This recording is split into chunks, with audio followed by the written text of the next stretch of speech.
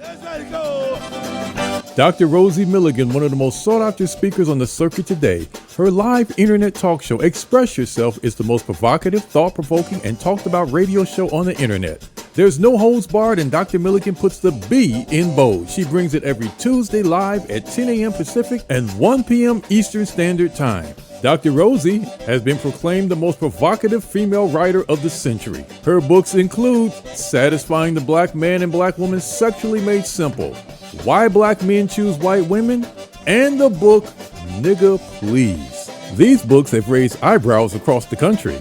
She has authored 21 books and published 350 titles for authors nationwide. Check Dr. Rosie out at drrosie.com for her books, articles, and archives of her internet talk show. Sit at the feet of wisdom. Dr. Milligan is indeed a timekeeper and scorekeeper. She is the clock, calendar, and almanac for Black America. You need to hear her.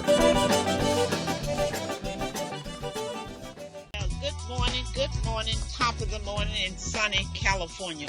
You're listening to the Express Yourself Hour. Yes, I am your host, Dr. Rosie Milligan, coming to you live with nothing but straight talk. You know, that's how we do it around here, folks. Nothing but straight talk.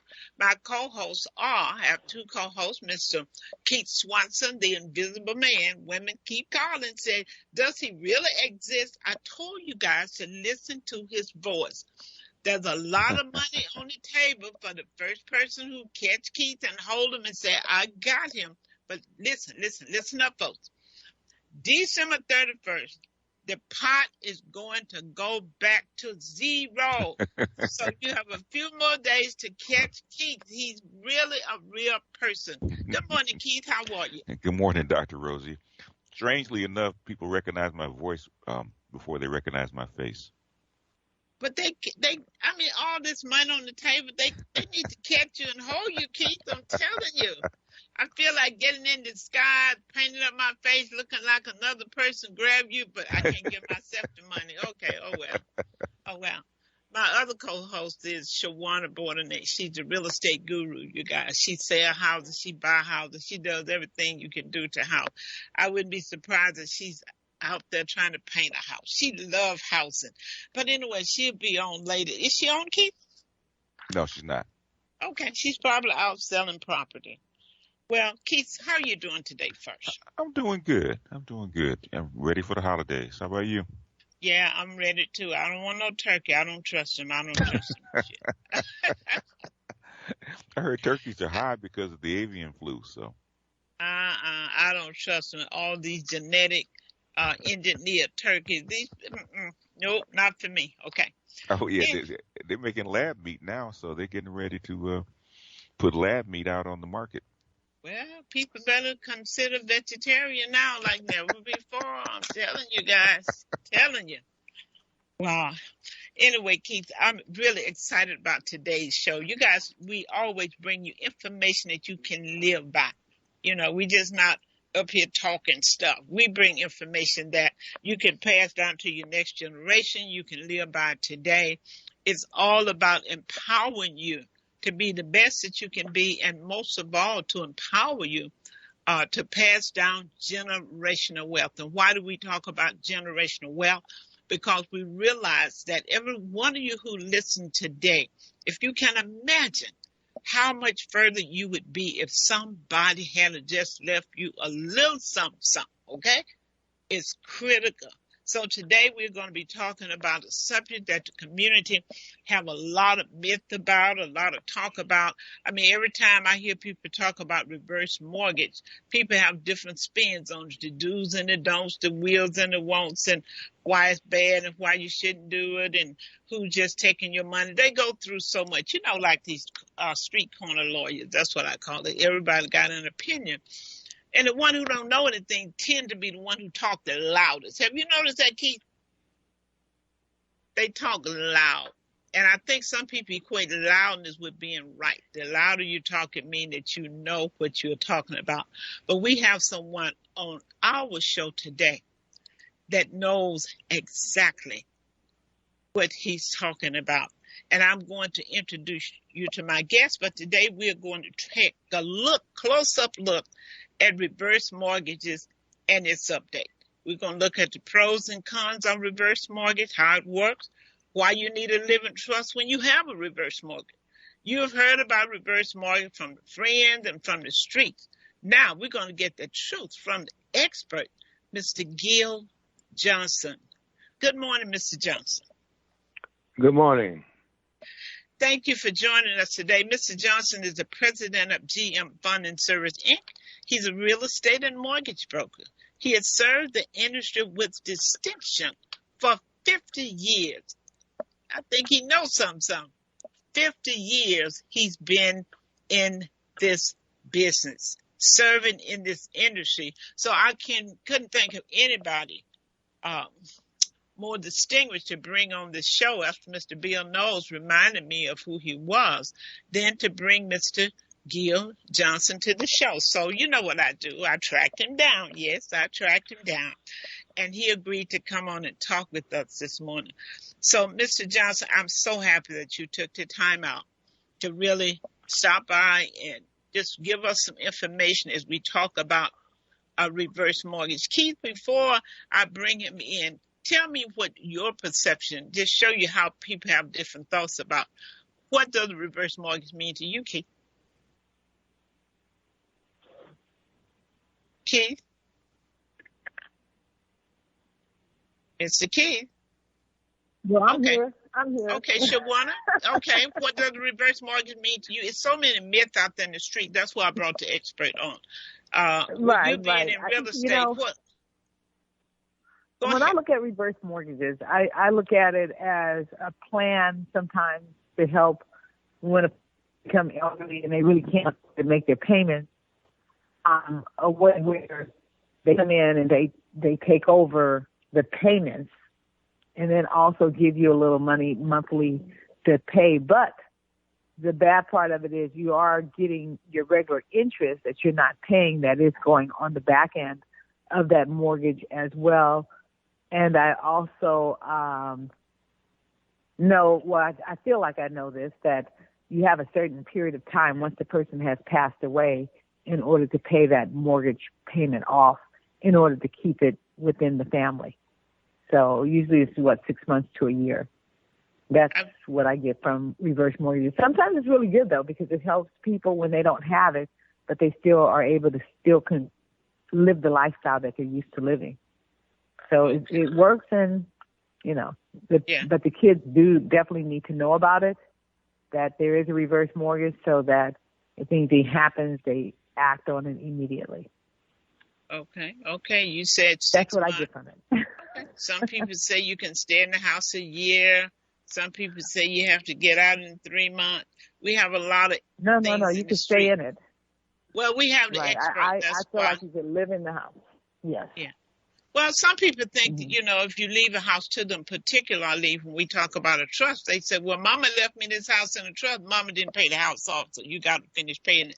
We're so twisted with information out there in the street. Some people think if you leave them a house, they don't realize that the mortgage is for you. But I'm going to go straight to my guest, because there's no point in me filibustering talking around, because I don't know nothing. I know a little something, but we have the expert on the line.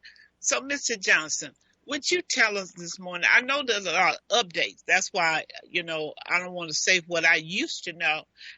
So let's kind of bring the audience up a little bit about a living trust, what it does, what age. Because some people, when they are ready to make that transition or they're getting older, I understand that they can put their children, that beneficiary, on their reverse mortgage if they are 62. So there's a lot of things out here in the street that's being said that can be done. Some people saying they only give you a small amount of money, then they'll come back, and after a year they give you more.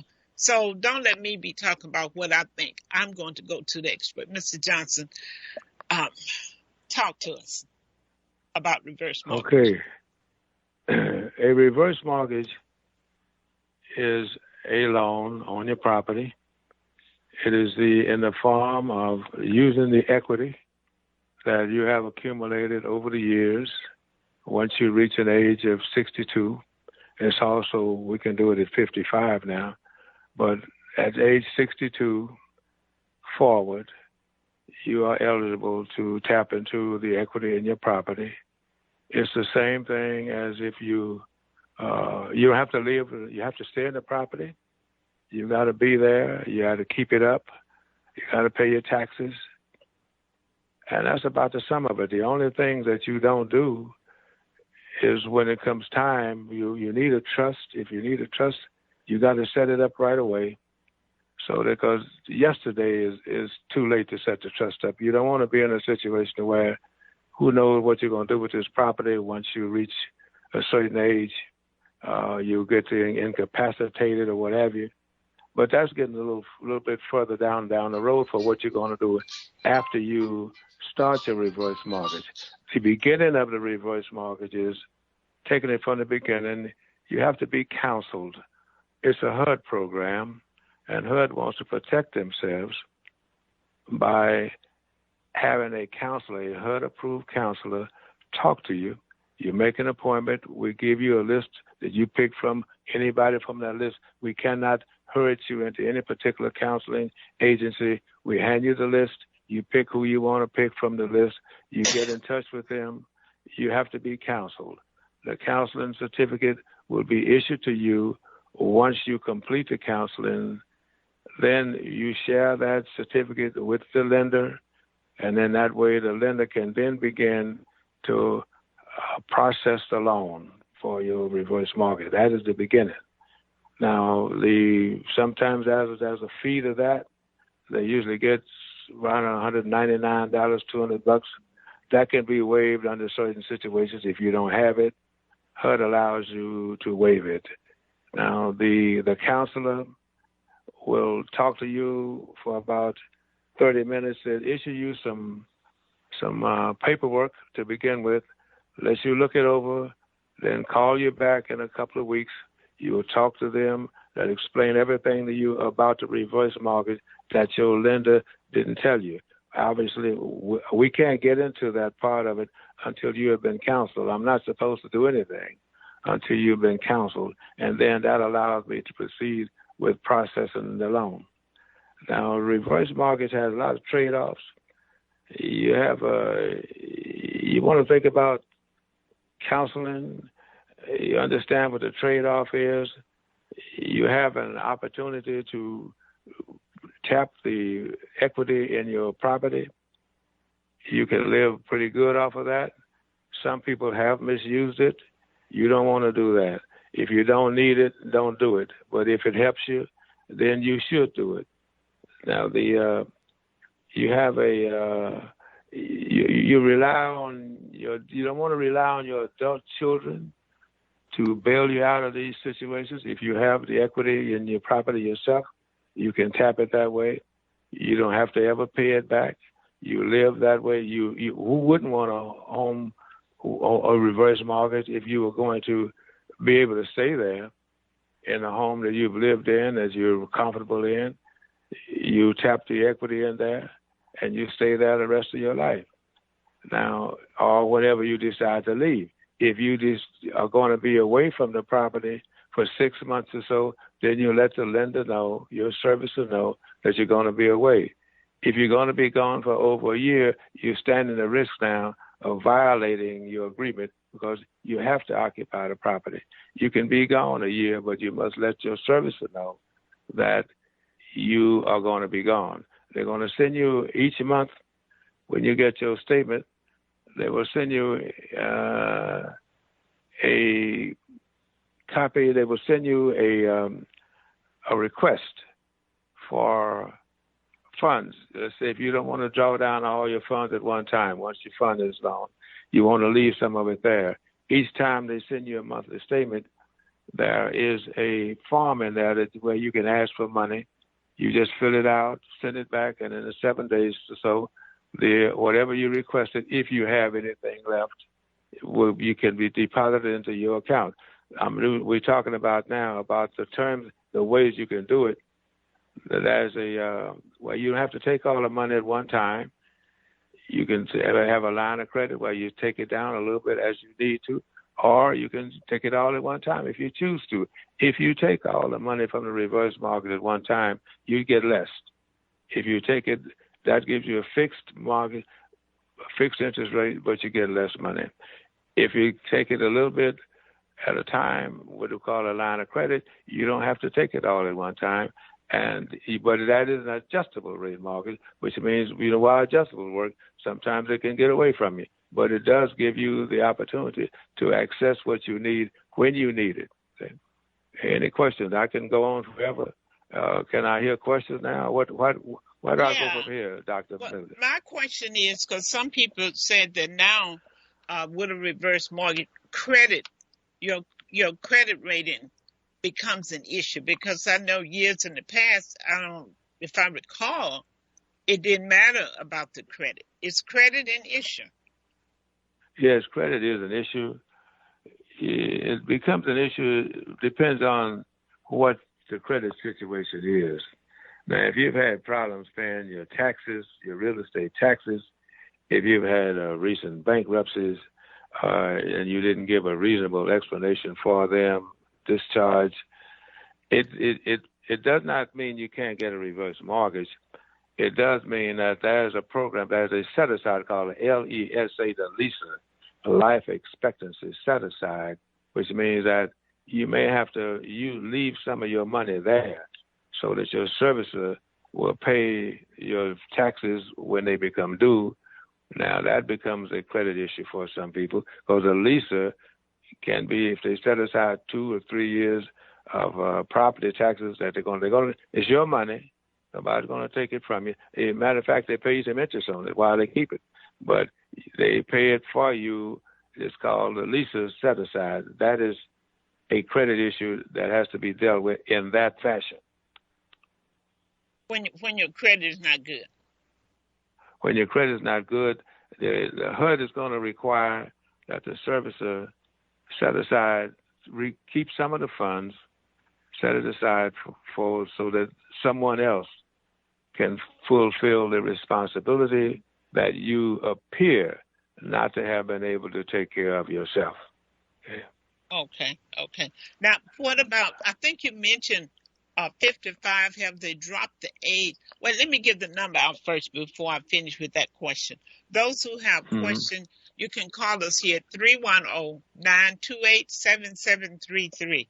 That's 310-928-7733, or you can email us here at Innerlight, INNER, Innerlight Radio at yahoo.com. Today we're talking with Mr.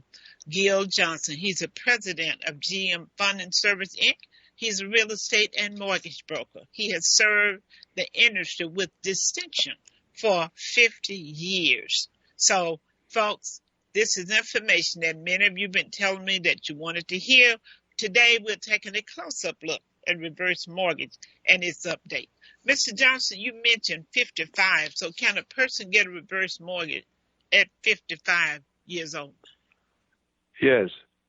You have to have the one stickler to that is you must have a minimum 620 FICO score. They will not allow you into the program with anything less than that. But you can get a reverse mortgage at 55, age 55. And it's going to require about the same thing. You got to have a lot of equity in the property, just like in any reverse mortgage. The amount of funds that you receive is based on two things: your age and the amount of equity that you have in your property. Okay? That determines. They never share the formula with us. HUD does not do that, but that determines how much of a reverse mortgage that you'll be able to get fund-wise. The age, your age, as well as the equity in the property. Now, the older you are, the more money you have your access to, because obviously they don't expect us to live too much longer. But that's not the deal. The older you are, the more money you get. The younger you are, the less you get, obviously. So now at age 62, your minimum. Age 55, you get minimum. But the older you are, the more money you get. But you got to have a lot of equity in the property. But bankruptcies and all that, those things don't cause too much of a problem credit-wise. The biggest thing we have to have is make sure there's enough equity in the property and you're old enough to access the funds. Okay, there have been some people that have gotten a reverse mortgage where the wife or the husband was 62 and the other person was not 62.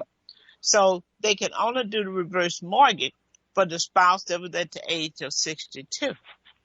So when the other spouse, in other words, if that spouse make that transition before the other spouse gets 62, they have to requalify, pay the loan off. What takes place in that type of scenario? In a situation where, in other words, HUD does this, we have to do this on the youngest spouse. So if the youngest spouse is less than 62, then we have to base it on 54, whatever the youngest spouse is. At least have to be 55 years old. Okay. But the reverse mortgage is based on the numbers we must use is based on the youngest spouse, always. Okay. What about, can you add a child onto it, say if a parent make that transition? You can do that. You can't do that as part of the process. But if you want to, that's why we come in now. We're talking about trust and things like that.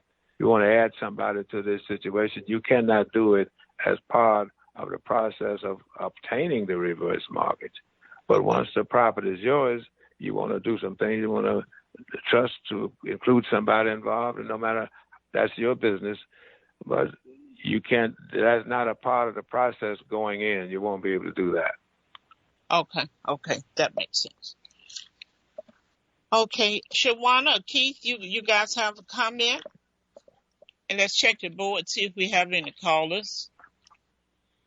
Yeah, I want to ask about the interest. How does the interest work with that? I'm sure people would like to know how the money goes on the back end. Well, what happens is when the back end, you're talking about the only thing on the back end is the interest that HUD charges. And now, let me put it this way. It doesn't have to go on the back end, but what goes on the back end will be probably upstaged by the amount that you're gaining on the front end. This is the advantage of the reverse mortgage. You're not losing anything on the back end that much because the increase in the value of the property as you move along will more than offset that HUD is charging you on the back end for interest rate and two fees that they charge, a servicing fee and one other one. It's two. Okay. But those fees don't add up to very much at all. One other thing that you can do, you don't have to go backwards. If each month you choose to send in whatever that fee, say when you get your statement, you see, well, they charged me $117.80. Well, you can send it in if you want to, and that does not go to the back end of your loan. If you choose to do it that way, you can pay it as you go each month, whatever HUD is charging you to offset that fee. And that keeps your equity the same if you choose to do it that way. Mm-hmm. I understand. Right. But I was just basically asking, what is the interest rate based on? Because I know there's an interest rate. And what is that interest rate based on? The interest rate is based on the whatever. They look at the marketing rate. HUD plays the market just like everybody else. So whatever the market rate is, whatever it's going, that's what they're going to charge you. Right today we're 6.3, 4.5, depending on what kind of loan you're getting. That's what if you close it today, that's what you're going to pay. But you said the interest rate is higher if you don't take all the money up front. Because some people do it as a line of credit. If you do a line of credit, it's fixed, right? Yeah. Yes, ma'am. Here's the deal. I think it was done for arbitrary purposes. I'm kind of a cynic and some skeptic sometimes, but I don't know why HUD does it that way. But I think it encourages people to do the the adjustable, because they restrict the funds that you get. If you take the fixed rate, it will be a higher rate, and you have to take all your money at one time, and you won't get as much. So the lucrative one, and I think they did it on purpose, was to take the adjustable rate mortgage where you don't have to take all the money at one time. You can take whatever you want. You can leave it all there. You can take all of it if you choose to. But if you take all of it, then you're going to have to be dealing with, you set this all up ahead of time. You make your choice ahead of time. Now you're going to have, you get less money at a higher rate, but you get a fixed interest rate. The adjustable, obviously, you're going to get every few months. It may change. It may go down. It may not go down. They've gone down in some instances. But the HUD seems to encourage us to use the adjustable. It's sometimes better for the reverse mortgage grantor, receiver. It's better for you because you don't have to take it all at one time. You can take it as you choose to need it or leave it there, and you get interest on that too. They pay you a little bit of money if you leave it there. The servicer gives you a small amount of money, which kind of offsets. You can see your reverse mortgage grow just a little bit based on you leaving it there. Not in terms of the equity that your property is gaining, but in terms of what they're paying you a little bit of 4% or so on your loan that you leave there. That's what it was last time I looked. If you leave it there, each month you get your statement. It will tell you what it is that you have gained. Your last month, it was $135,000, and this month you got $137,200. So they gave you a little bit of money for leaving it there. You on that. They're not charging you on that. No, they're not charging you on that. No. But I mean, on the back end, if you have it there, they're not going to charge you. No, they're not charging that on the back end. No. The back end doesn't seem to bother many people at all, because what's going to happen is, in this where we are, in this climate and in this predicament in the state we're in, you're going to gain a few dollars each month in terms of the value of the property that's involved in this transaction. You're going to gain a few dollars. So you don't lose anything. You'll be okay. You usually come out just fine. Yeah. Right. Well, let's go a little further with this question. If for some reason they pass away, how does that work, and what are the fees at that point, and how do they start to? Well, it depends on how you feel. How you think. But if somebody passes away, you have whoever's been designated as the heirs to the property going to take care of it from this point on. That person or those people, they have 6 months to either purchase it themselves or sell it. If you don't do anything within the 6 months, that is, the servicer gives you 6 months to do that. If you have not done anything, if you have not gone in there, put anything into action within those first 6 months, the servicer then turns the property over to HUD, and the HUD pays the servicer off. Then the HUD gives you another 6 months to buy it yourself or sell it. If you don't do anything within that 6 months, that means we got a total of a year. If you have not exercised either of those options within that 6 months, within that 1 year's time, then it becomes a HUD on property, and they don't really want the property, but they'll take it because you have not fulfilled the agreement. It doesn't automatically become a HUD. Don't they have to foreclose like a regular loan? They have to no, in other words, now I don't know if they foreclose that way, but if the agreement says it becomes theirs after you have given a year's time. They gave you 6 months. The lender, the servicer gave you 6 months. Then HUD gave you another 6 months, and after that, it's theirs. Okay. Yeah.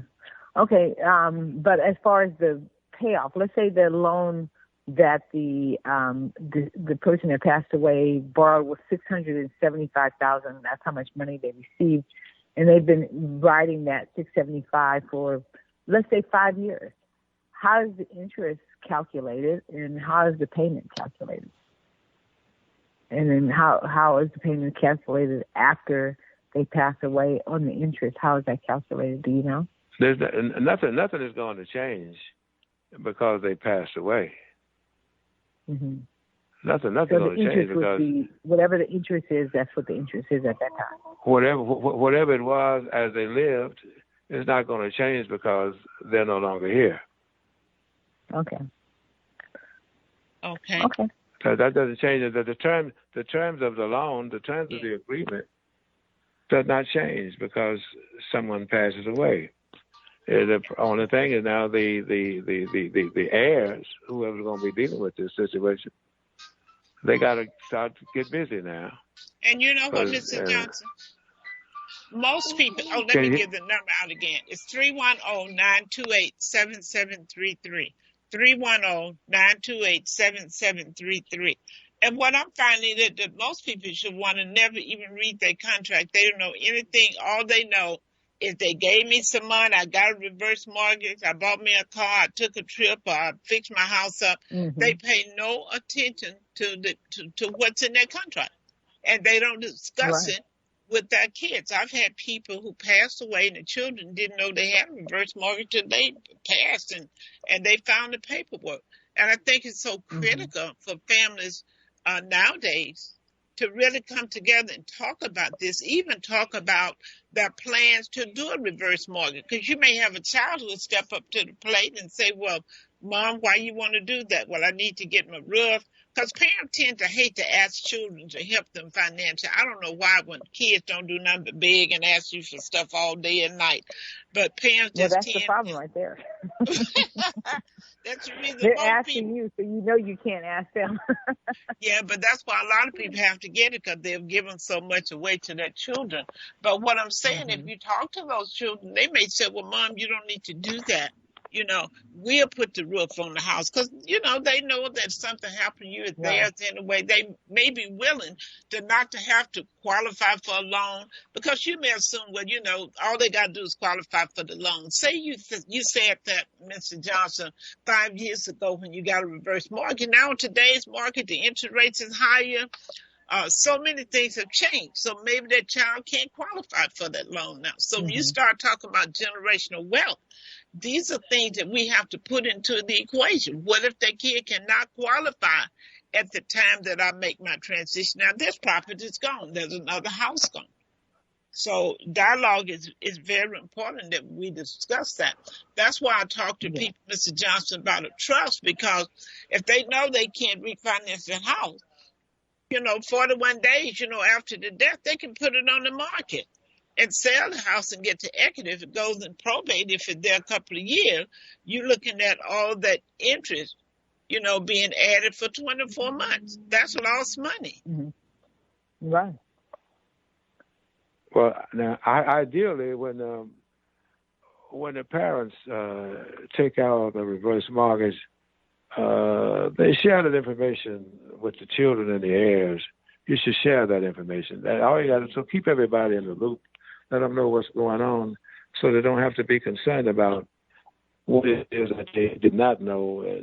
I know it doesn't happen like that in many cases, but that's the way it should go. If you can take out a reverse mortgage, let everybody understand what's going on and know what the situation is, keep them in the loop, and you don't have these problems. It's the same way with doing the trust. You do the trust so that you can eliminate a future problem. Well, you settle these issues now before you become incapacitated. You set up everything the way you want it, and that way the reverse mortgage, the trust, all that, they kind of go hand in hand. They work together. It could be very beautiful if you do it right. Right.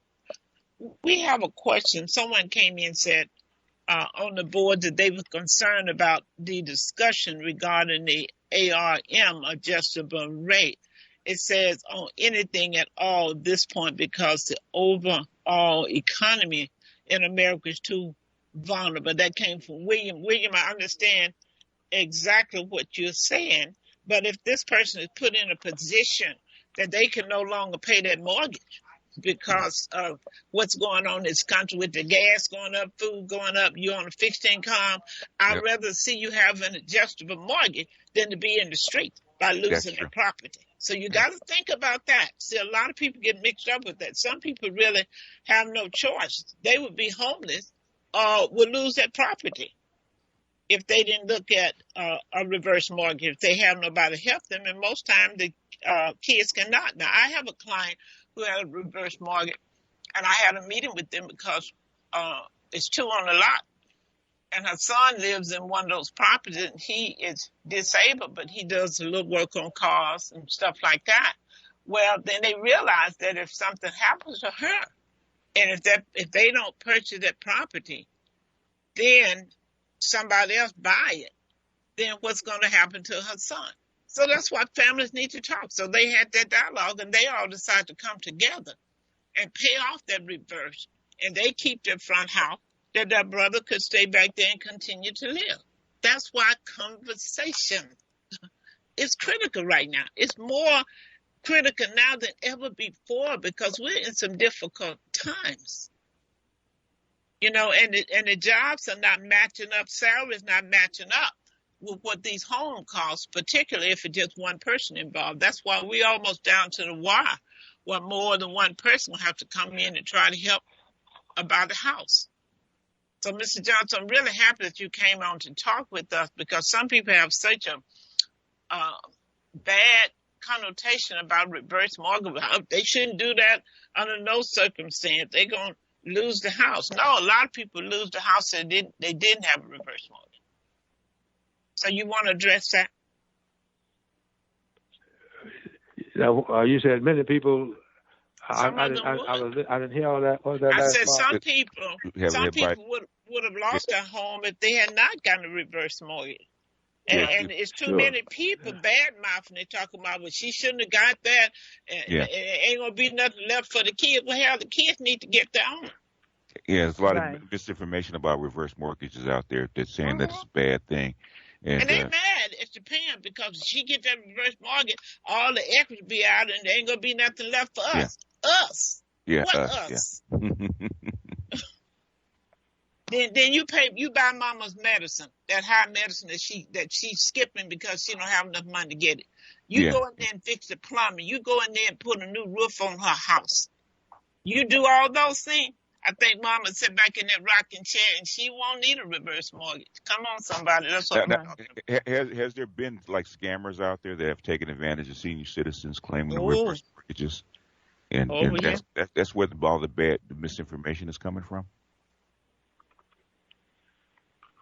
The bad information comes from a lot of sources, but, you know, even sometimes people outside of our industry know more about what's going on in our industry than we do. That's always been the case where the bus driver knew more about real estate than the real estate broker did. It's always been that way.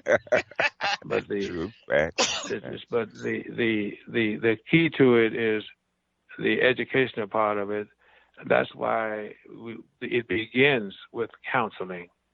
These things that we've been talking about for the last few minutes, a lot of that is covered. Most of that is covered at the outset before we begin, so that you understand what the process is here, so that when you hear when these things come up, it's not a surprise, and you can't say I didn't know because you were told these things prior to that.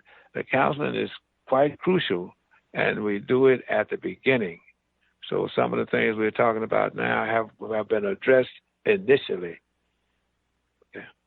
And I think that's why the counseling came about, Keith, because there were a time when people were making bad moves and bad things happening when they were doing reverse mortgage. But now when you look at it, if it's on the HUD, in other words, anyone get a reverse mortgage now, it's coming on the HUD. Is that right, Mr. Johnson? Yes. Okay. And that offer a layer of protection, Keith, because that wasn't always the case. So in other words, this industry has matured to the point where there's a lot of safety measures put in whereas before it was like the Wild Wild West when it first started. What happened was this. We almost didn't have a reverse mortgage program anymore because of the elderly abuse. Grandparents, grandkids, everybody. Well, Grandma, when you gonna close the reverse mortgage? Everybody's looking at the money, stripping the older people, and here we are now. We up in age, and all the money's gone, and we can't do another reverse mortgage because the equity has built up. So the program almost was eliminated, and one administration wanted to eliminate it altogether. But along came the Obama administration and said, well, let's not just kill it. Let's modify it a little bit. We don't have to throw it in the trash can. Let's just modify it a little bit, which is why we see the things that we're going through now, the counseling and the scrutiny is all because of an attempt to keep the reverse mortgage because we almost lost it altogether. Okay, that makes sense. Wow. Well, that offer, Keith, that's a good thing for all of us to know. At least that offers a layer of protection that it's on the HUD, because the first 6 months, if the people didn't pay a refinance, property wasn't for HUD.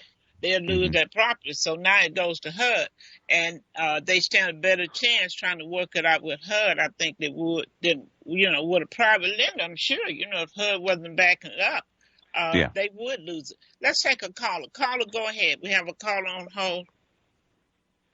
Hi, Dr. Rosie. This is Sassy. How are you? Oh, wonderful. How are you, Sassy? I'm good. I just wanted to call and say to the audience to make sure, as a mobile notary, I've gone out there and worked with people that have come in from out of town and stayed here for a month, only doing reverse mortgages from Chicago.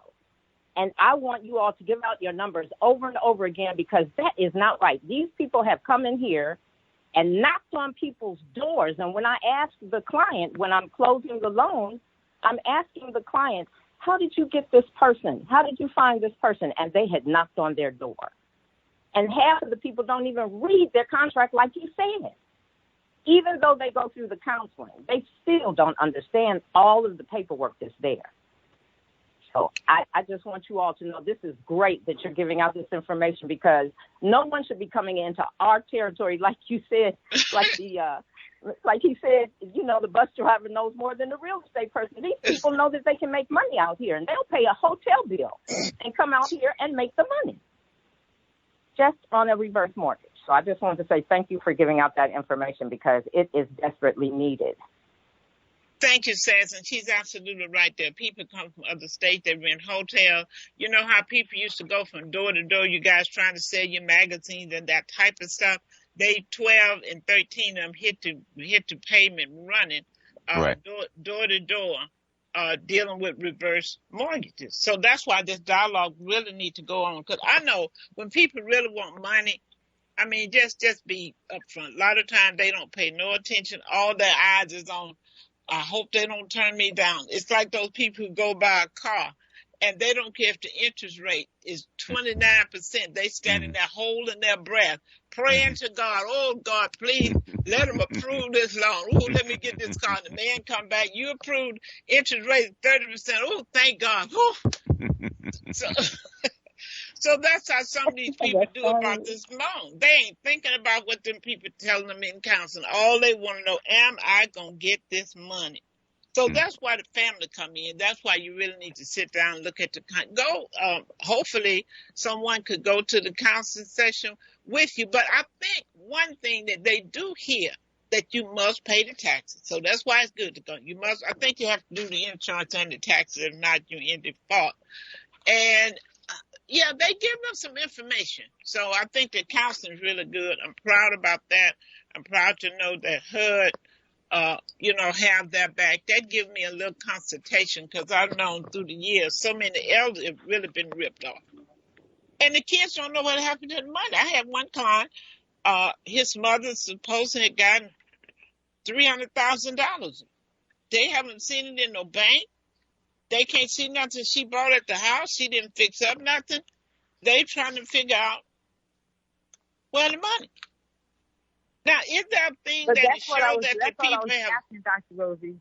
Dr. Rosie, that's what I'm asking, because sometimes you ask where's the money, but if they receive, let's say they received that mortgage back in when they were 55 years old, they're not calculating that interest payment. That's what I was asking. How is that calculated? Because that goes on the back end, and that may total up to $300,000 after 10, 15 years. You never know, or 20 years, or 30 years. It will total up to that. So what, I think that explanation of that payment and that interest needs to be explained a little bit more, because I know personally myself that some people feel that once they get this type of loan, a reverse mortgage, that there's no interest. And I said, no, there's definitely interest. I kind of tell them there's definitely interest that's going on the back end. And they need to be explained that, because when they get that payoff demand doesn't reflect 675. That payoff demand may reflect 750. And they didn't calculate those extra payments. And I think that should be explained to people, that you do have interest payments. Even though you're not making payments, there's still interest payments that have to be paid. Well, Mr. John, in their interest payment, and it's like mortgage payment. If they let me clear this, because this is what people are thinking. If you got $300,000, if your note would have been $2,500 a month, that $2,500 plus interest, just like a regular loan, will still be added to your principal every month. Is that right? No.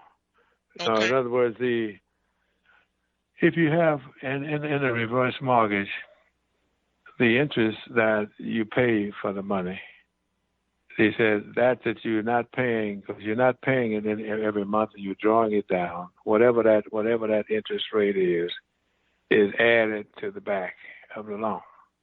Okay. Now, the rate that is charged, the allowable rate that is charged, that the service is charged, HUD allows that rate. That rate has to be approved. But how it is collected at the back end is spread out. It's not like it's calculated over a 30-year loan. Okay. It's calculated on the leaser, on the amount of time that they think that the borrower has left to pay it. It's not calculated on, let's say you get a $300,000 loan, you get 30 years to pay for it, the interest rate is so and so, so and so. So this is what you pay every month. They don't do the reverse mortgage quite like that. Okay. The reverse mortgage is based, the interest on the reverse mortgage is based on the calculated expectancy of the applicant, the borrower who took out the reverse mortgage. Okay. Now I know that's a little fuzzy, little fuzzy, okay.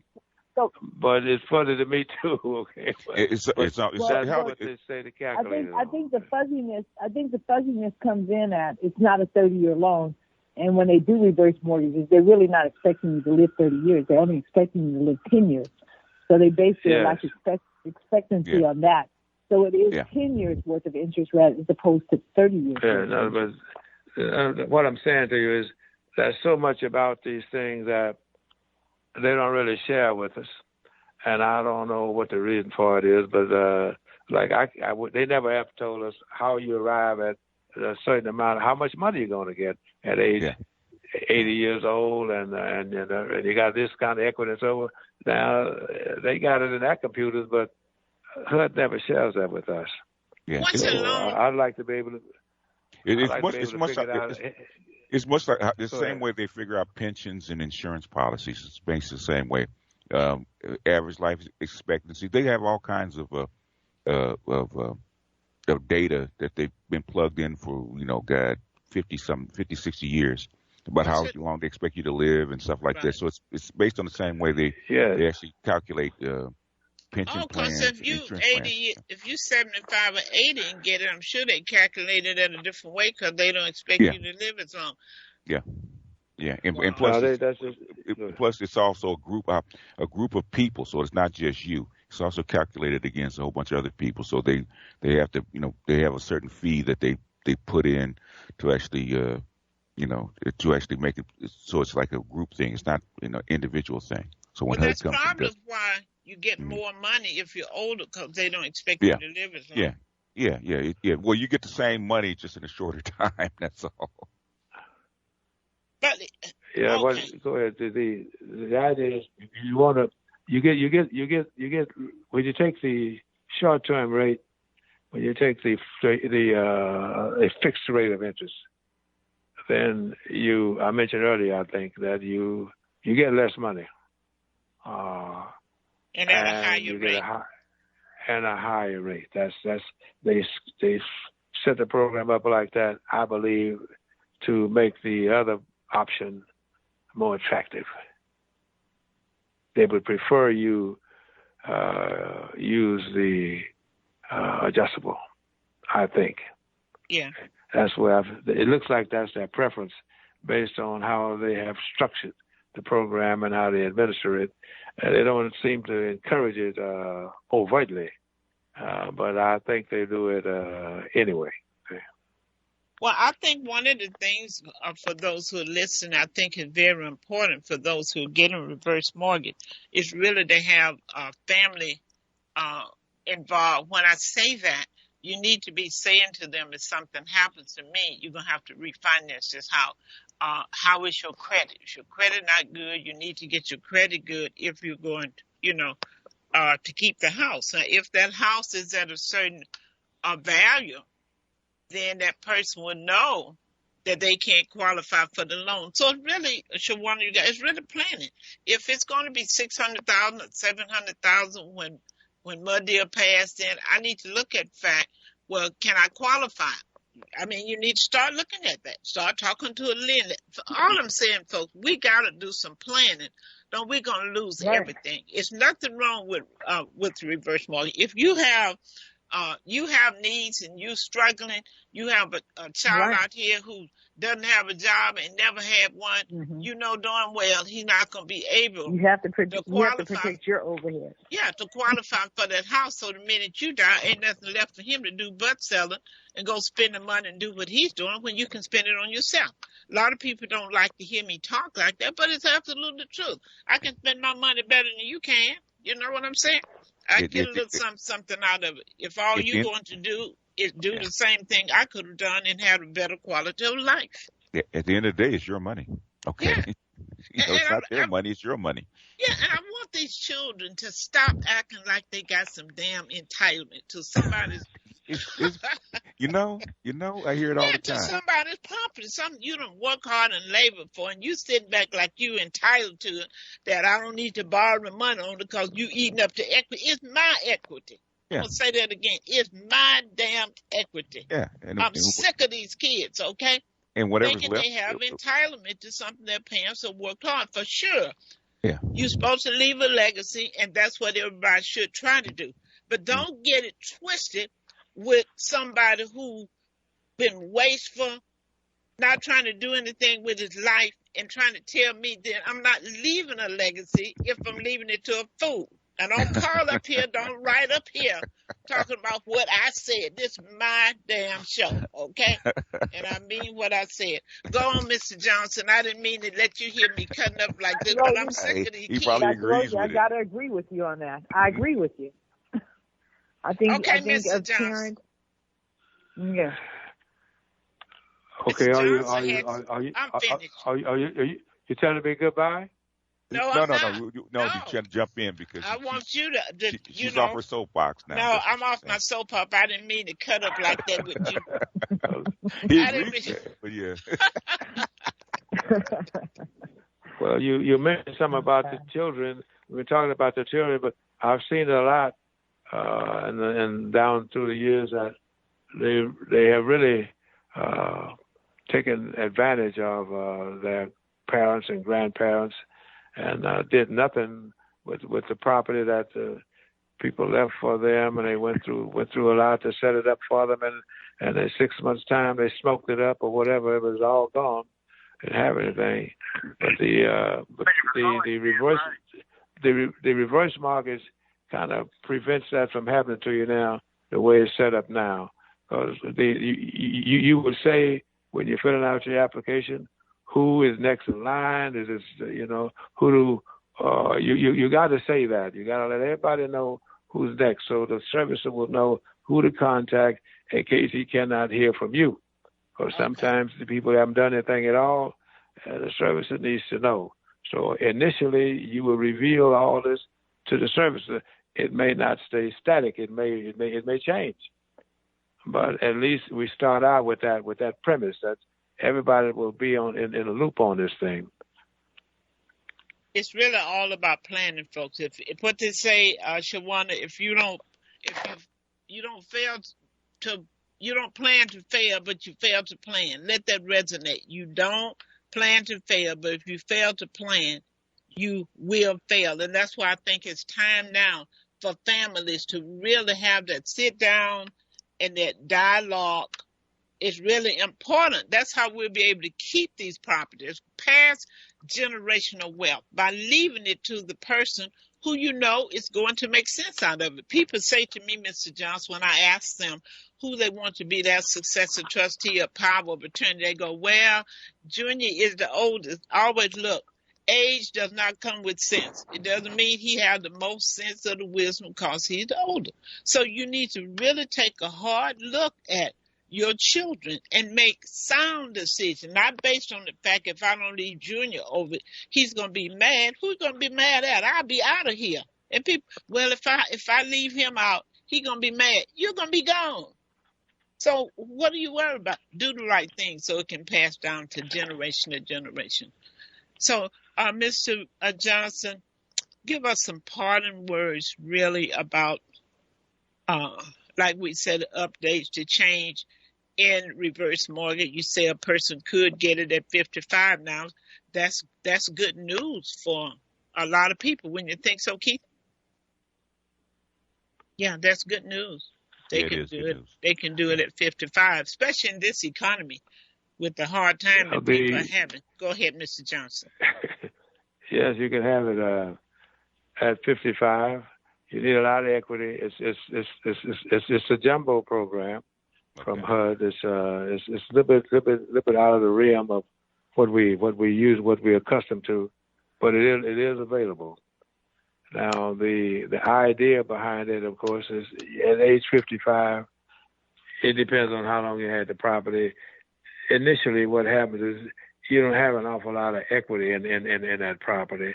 So, but you have to get big loans on the ones we've done so far. There've been huge loans on property up there, $1 million properties, and that's where we're up there. So, but you can't do it at age 55. It's not popular because of not many people have a lot of equity at that age. That's why when HUD put the program up, as they asked some of us to participate in it, why they came up with the age of 62. Because that started a little bit. Now you'll get nothing at age 62. If you try to get a reverse mortgage at age 62 now, you don't get hardly anything out of there. Even though the older you are, the more, obviously, the more money you're going to get. But at age 62, if that is the youngest person, you don't get much money out of it at all, unless your property is almost free and clear. Okay, not much there. Okay. I've heard people say that too. They said, well, I'm getting so little, it's not worth me getting, and you explained that. But the typical scenario for a person 55 coming out on top with this, say if a person 55 not working, maybe ill or whatever's taking place in their life, they're economically deprived, and their parents leave them a house that's paid for, toll free and clear, then this would be a good scenario for them to get, to get a reverse mortgage, because then the little money they do have, they can live off of their Social Security or SSI. There are different circumstances. You really got to look at the circumstance to realize that reverse mortgage can work for you, but It's different for everybody, but please don't do it because Miss Sally down the street. I've had people come, well, I'm going to get a reverse mortgage because Miss Lizzie over on 84, she got one and Susan got one. You don't know what that condition was. You don't know what their circumstances were. So don't just do it because somebody else is doing it. They may not even tell you the truth about how much money they got, because, you know, I always say one thing people lie about is money, sex, and size, okay? So so don't pay that no attention. What has been happening now? When you want to add on now that we got the housing crisis, many people have done, not quite a few people have gotten reverse mortgages to finance an additional unit, a rental unit on that property. Yes, that is happening with some frequency now. So that's another advantage. Yeah, so, that makes sense. Yes. That makes sense. That's an idea. That's a good idea because they're adding value to what they are leaving, and they're not taking all their saving to build the ADU or getting a second mortgage. So, folks, there's all kinds of ways to use the reverse mortgage, but just let it make sense. That's all I'm saying. That's why we asked the expert, Mr. Johnson, to come on today to give you some prudent information. Mr. Johnson, we really thank you too. And this show is going to re-air at 6 p.m. for those who didn't get a chance to listen. You need to call your family members and friends and tell them to go to innerlightradio.com at 6 p.m. and listen to this show as it re-air. Keith, we have something on the board. Okay. Is it better to take out an equity loan depending on the rate versus a reverse mortgage? That's from Dr. J. What was the question? Is it better to take out an equity loan depending on the rate versus a reverse mortgage? Anytime you can qualify for a reverse mortgage, you're better off. Because, first of all, the equity loan is, you got to pay it back. The reverse mortgage, you don't have to be concerned about paying it back until you no longer live in the property for whatever reason. So it's better off if you don't have to make a payment. You're better off if you get an equity loan. You got to make a payment. If you got an equity loan, unless the property is free and clear, then you got two loans. Right. The first you got and the equity loan too. Okay. But the reverse mortgage, you got one loan that you don't have to make any payments on. Why wouldn't you want to do it that way? And if you get a reverse mortgage and you build an ADU, now here you already you're not making a monthly payment. Now you got your Social Security check. Come on, y'all. And now you got the money that you getting from that ADU. Oh, you stepping in high cotton. Folks, y'all better learn how to work this thing for what it's worth. I can see that. You see that, Keith? Yeah, I see it.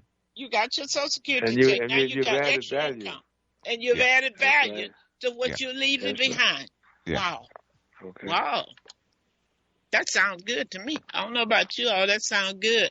Adding extra money to my Social Security. Hey. Well, at least I'm still working. So really, Social Security not that secure. Let me stop bragging, you guys, because don't think you can live off of Social Security. Most people can't. So you better get your what they call me, Keith, the Jamaican.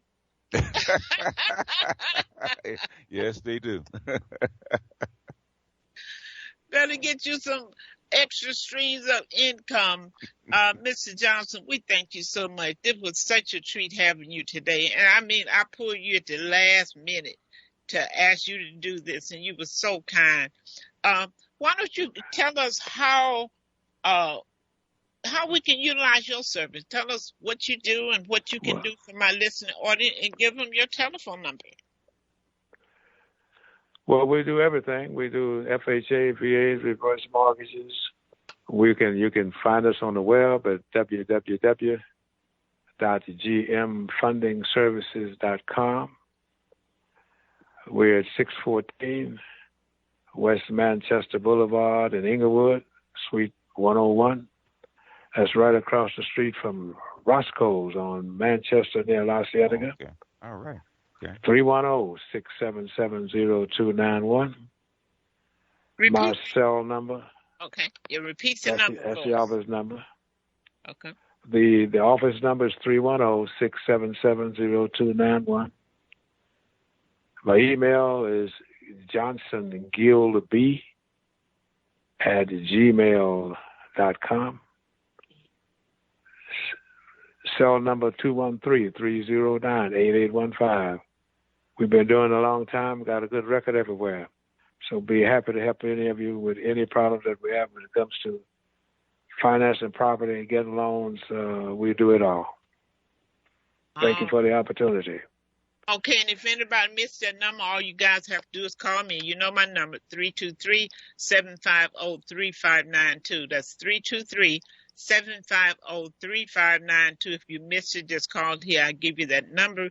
You know anyone who interested in reverse mortgage, any type of real estate funding, you want to reach out to the expert, and that is Mr. Johnson. I'm sure without a doubt that you recognize today that we brought to you the best, a man who has served the industry with distinction for 50 years. Now, folks, he ain't no rookie, okay? So that's what I'm talking about. You know, I bring to you guys real soldiers.